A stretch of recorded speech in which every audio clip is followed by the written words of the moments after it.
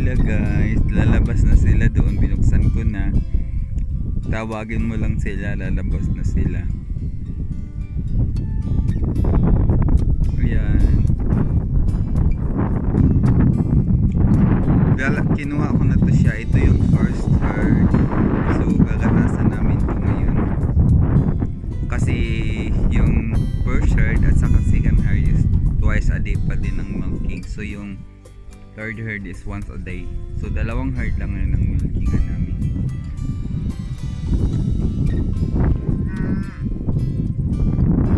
Ayan sila.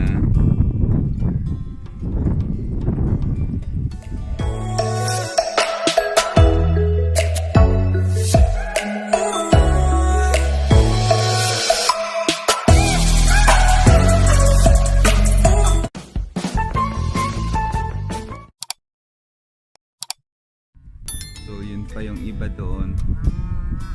Ang iba nakahiga pa, yung iba naglalakad na. So meron pa doong pumunta doon sa kabilang paddock. So kukunin ko pa rin yun nandun sa isang paddock.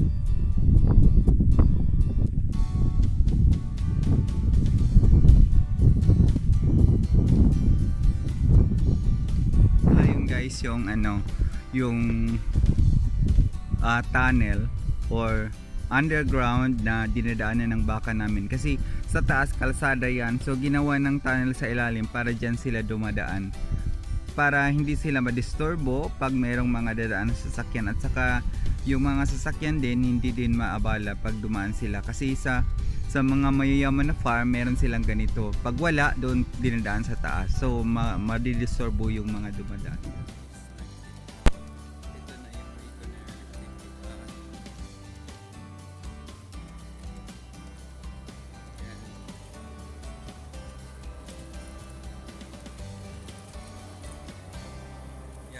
Yan yung lumalabas yung pigs.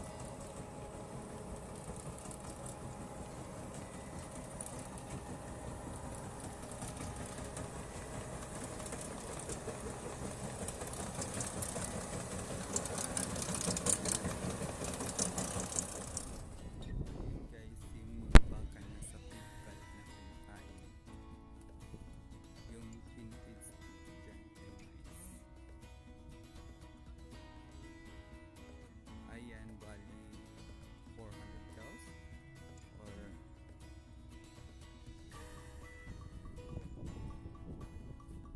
ayun guys, ito yung feed pad na sinasabi. Nandito yung pagkain nila, nandyan yung kinakain nila. Ayan. Uy. Yan yung feeds, yung mais. Ayan sila kumakain.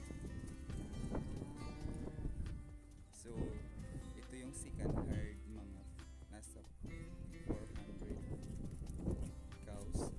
So sila yung nandito sa pipad ngayon, kasi yung isang herd sa umaga naman, sila yung first herd sa umaga pasok dito sa pipad.